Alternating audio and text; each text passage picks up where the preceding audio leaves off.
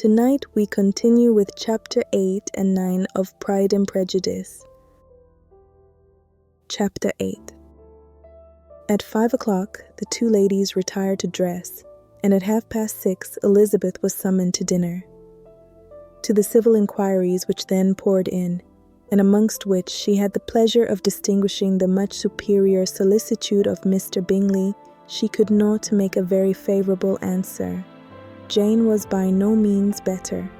The sisters, on hearing this, repeated 3 or 4 times how much they were grieved, how shocking it was to have a bad cold, and how excessively they disliked being ill themselves, and then thought no more of the matter, and their indifference towards Jane, when not immediately before them, restored Elizabeth to the enjoyment of all her original dislike.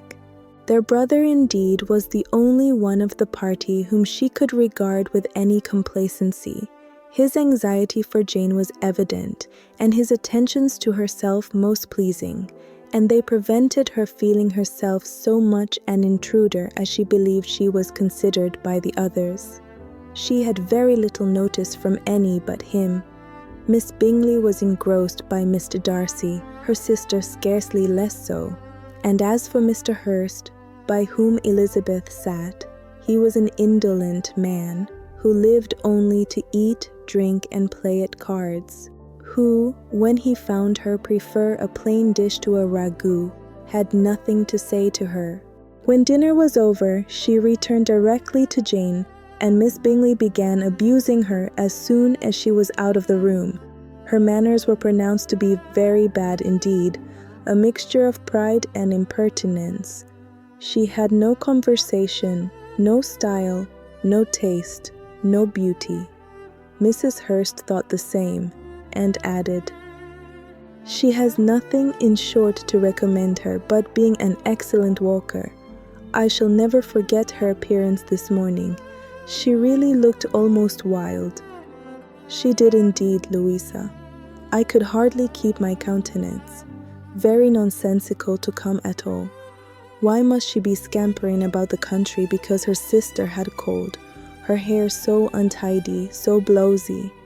"Yes, and her petticoat. I hope you saw her petticoat 6 inches deep in mud, I am absolutely certain, and the gown which had been let down to hide it not doing its office." "Your picture may be very exact, Louisa," said Bingley, "but this was all lost upon me. I thought Miss Elizabeth Bennet looked remarkably well when she came into the room this morning. Her dirty petticoat quite escaped my notice." "You observed it, Mr. Darcy, I am sure," said Miss Bingley, "and I am inclined to think that you would not wish to see your sister make such an exhibition." "Certainly not. To walk 3 miles, or 4 miles, or 5 miles, or whatever it is, above her ankles in dirt, and alone, quite alone, what could she mean by it? It seems to me to show an abominable sort of conceited independence, a most country town indifference to decorum." "It shows an affection for her sister that is very pleasing," said Bingley. "I am afraid, Mr. Darcy," observed Miss Bingley in a half-whisper, "that this adventure has rather affected your admiration of her fine eyes." "Not at all," he replied. "They were brightened by the exercise." A short pause followed this speech, and Mrs. Hurst began again. "I have an excessive regard for Jane Bennet. She is really a very sweet girl, and I wish with all my heart she were well settled.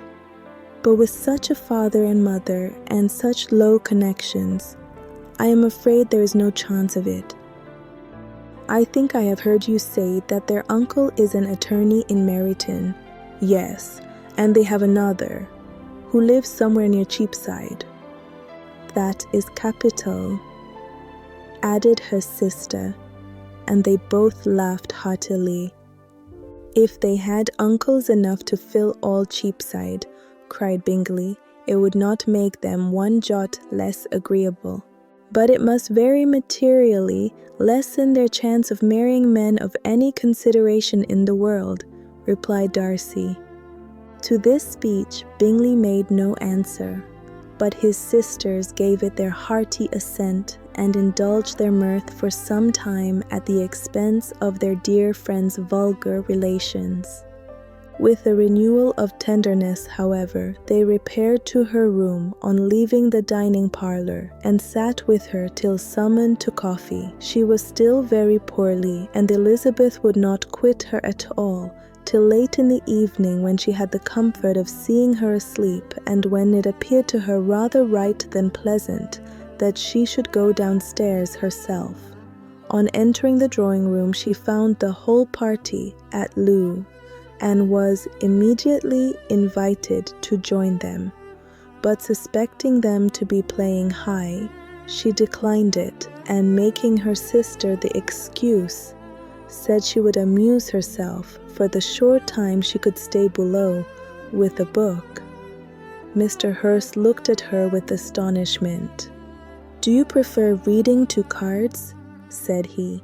"That is rather singular." "Miss Eliza Bennet," said Miss Bingley, "despises cards. She is a great reader and has no pleasure in anything else."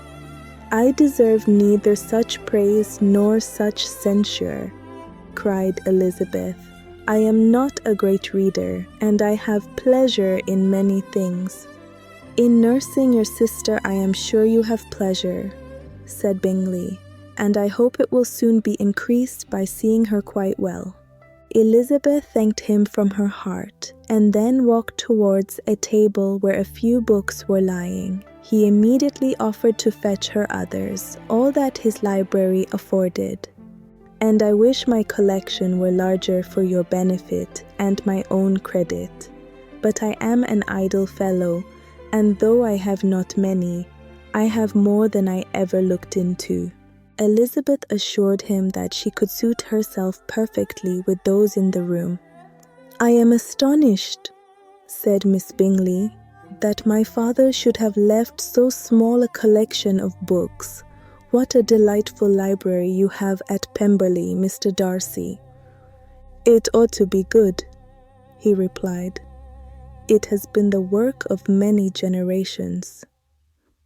"And then you have added so much to it yourself. You are always buying books." "I cannot comprehend the neglect of a family library in such days as these." "Neglect? I am sure you neglect nothing that can add to the beauties of that noble place. Charles, when you build your house, I wish it may be half as delightful as Pemberley." "I wish it may. But I would really advise you to make your purchase in that neighborhood, and take Pemberley for a kind of model.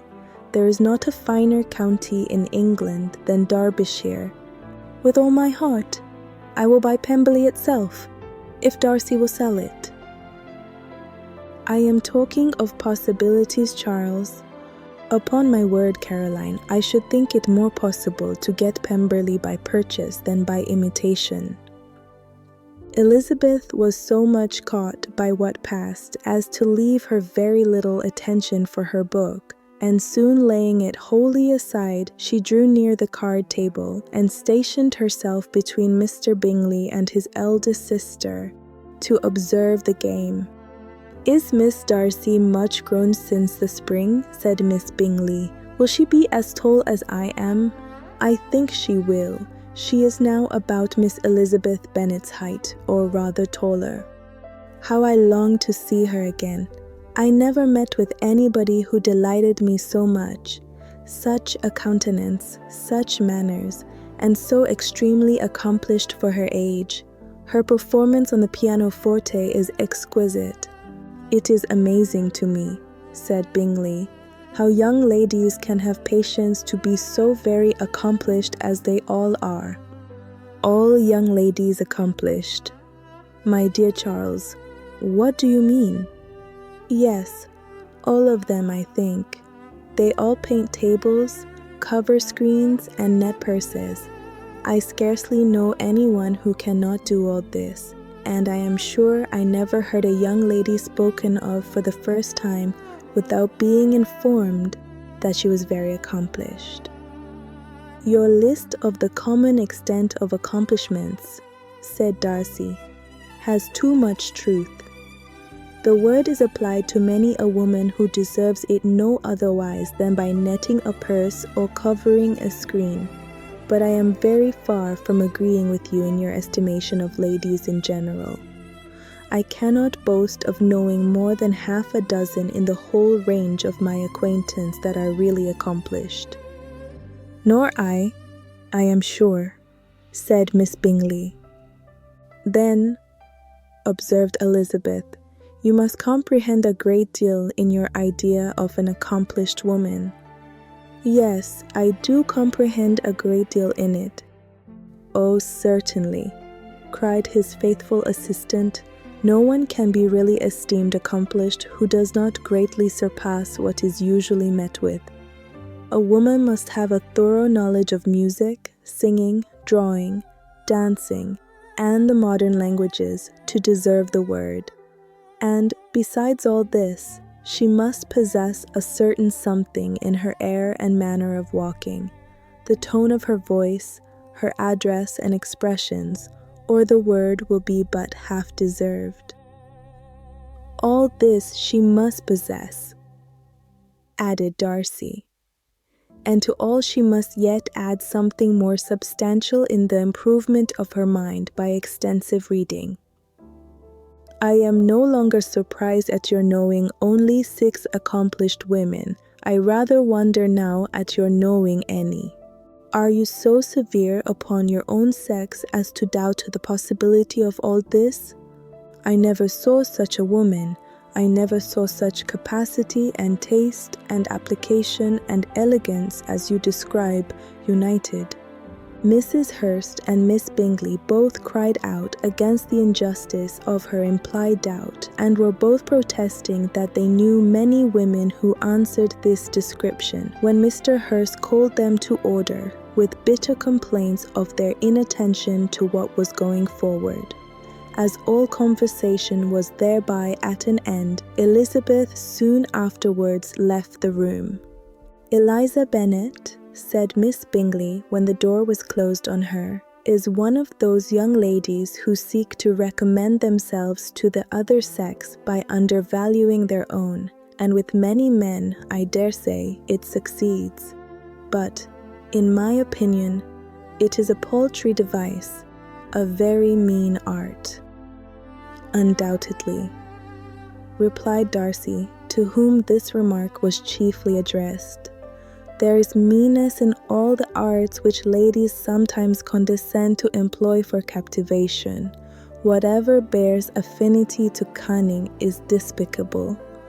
Miss Bingley was not so entirely satisfied with this reply as to continue the subject. Elizabeth joined them again, only to say that her sister was worse and that she could not leave her. Bingley urged Mr. Jones's being sent for immediately, while his sisters, convinced that no country advice could be of any service, recommended an express to town for one of the most eminent physicians. This she would not hear of, but she was not so unwilling to comply with their brother's proposal, and it was settled that Mr. Jones should be sent for early in the morning if Miss Bennet were not decidedly better.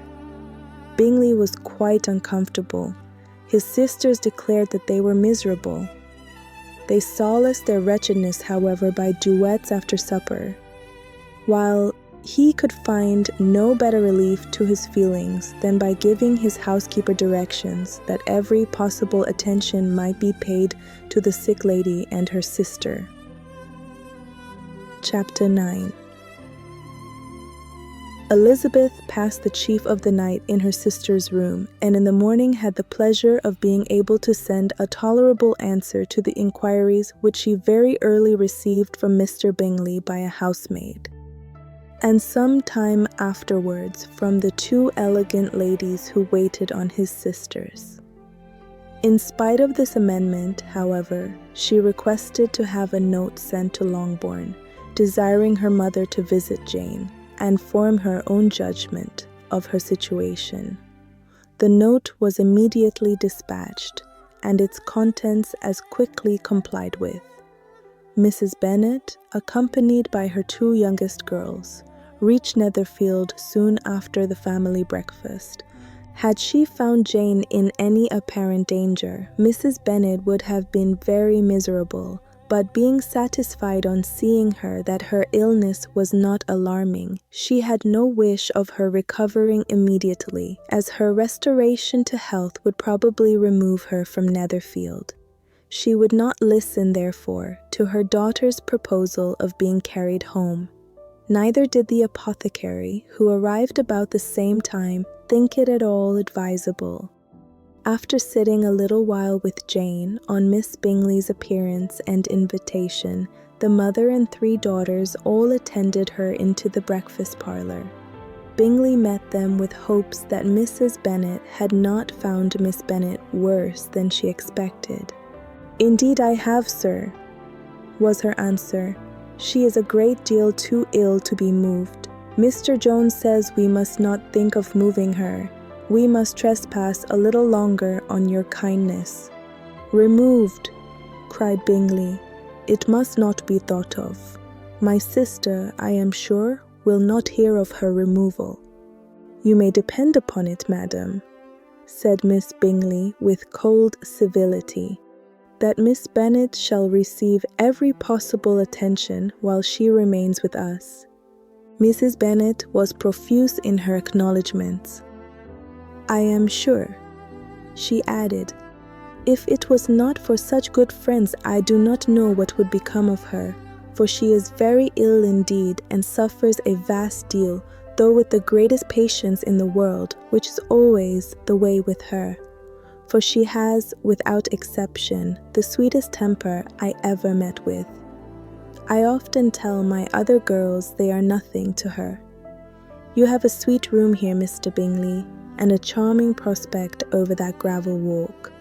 I do not know a place in the country that is equal to Netherfield. You will not think of quitting it in a hurry, I hope, though you have but a short lease." "Whatever I do is done in a hurry," replied he, "and therefore if I should resolve to quit Netherfield, I should probably be off in 5 minutes. At present, however, I consider myself as quite fixed here." "That is exactly what I should have supposed of you," said Elizabeth. "You begin to comprehend me, do you?" cried he, turning towards her. "Oh yes, I understand you perfectly. I wish I might take this for a compliment, but to be so easily seen through, I am afraid is pitiful. That is, as it happens, it does not necessarily follow that a deep, intricate character is more or less estimable than such a one as yours." "Lizzie," cried her mother, "remember where you are, and do not run on in the wild manner that you are suffered to do at home. I did not know before," continued Bingley immediately, "that you were a studier of character. It must be an amusing study." "Yes, but intricate characters are the most amusing. They have at least that advantage." "The country," said Darcy, "can in general supply but few subjects for such a study. In a country neighborhood you move in a very confined and unvarying society. But people themselves alter so much that there is something new to be observed in them forever." "Yes, indeed," cried Mrs. Bennet, offended by his manner of mentioning a country neighborhood.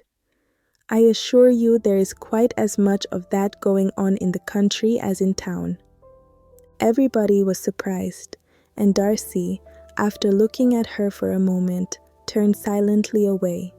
Mrs. Bennet, who fancied she had gained a complete victory over him, continued her triumph. "I cannot see that London has any great advantage over the country, for my part, except the shops and public places.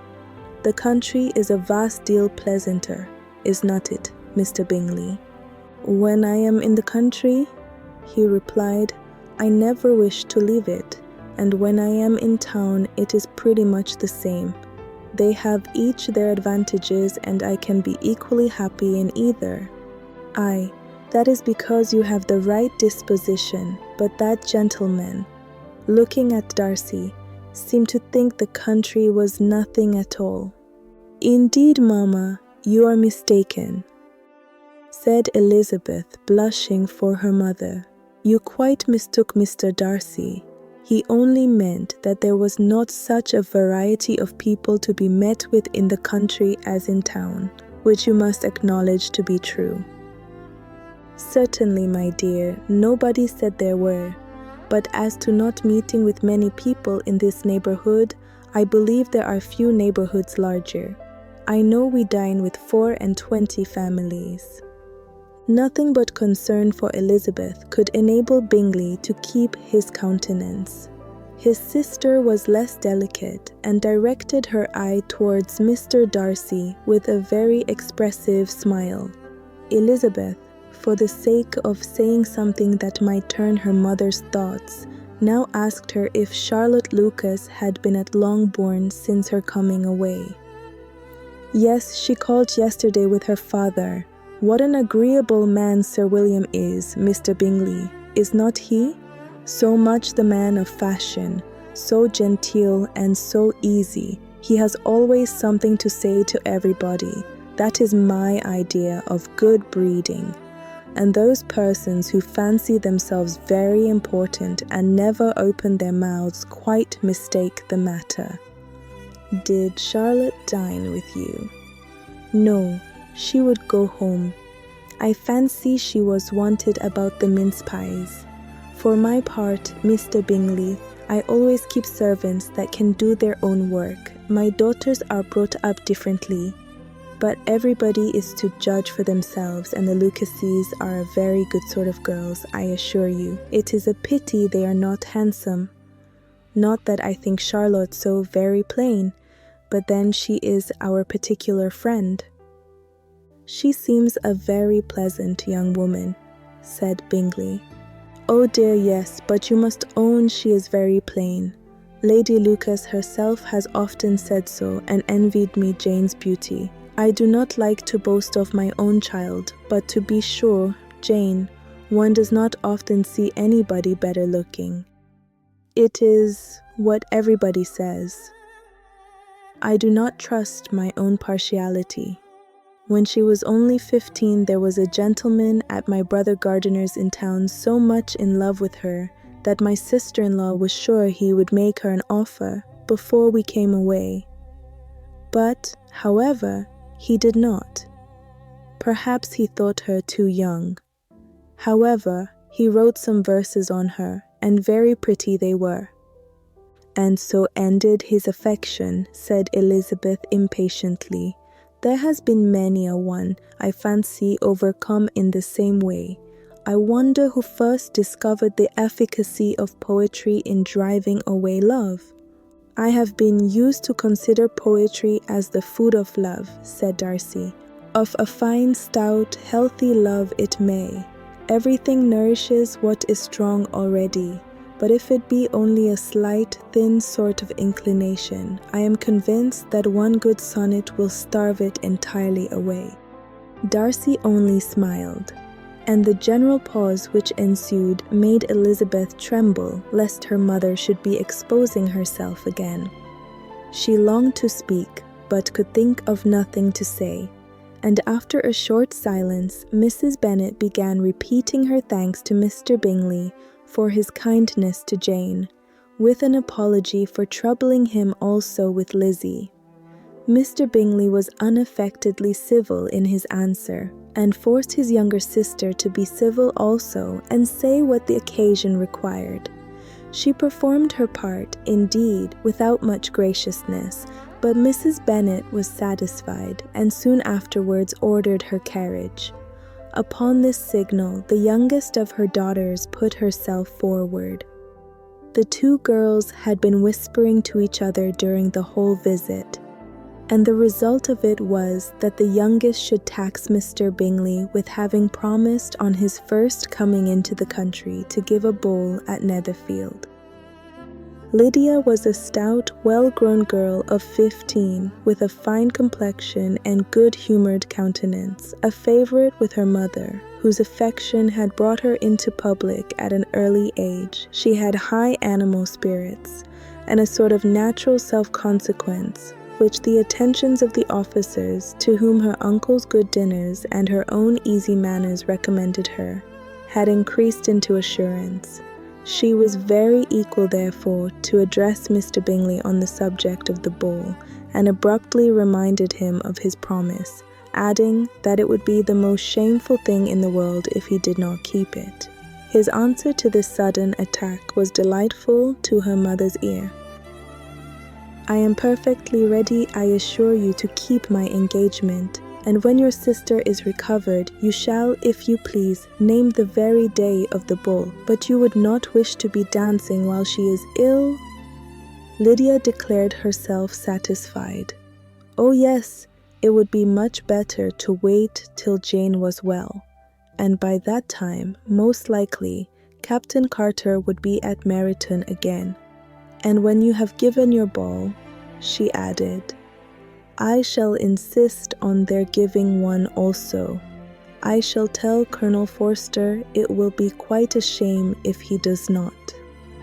Mrs. Bennet and her daughters then departed, and Elizabeth returned instantly to Jane, leaving her own and her relations' behaviour to the remarks of the two ladies and Mr. Darcy, the latter of whom, however, could not be prevailed on to join in their censure of her, in spite of all Miss Bingley's witticisms on fine eyes.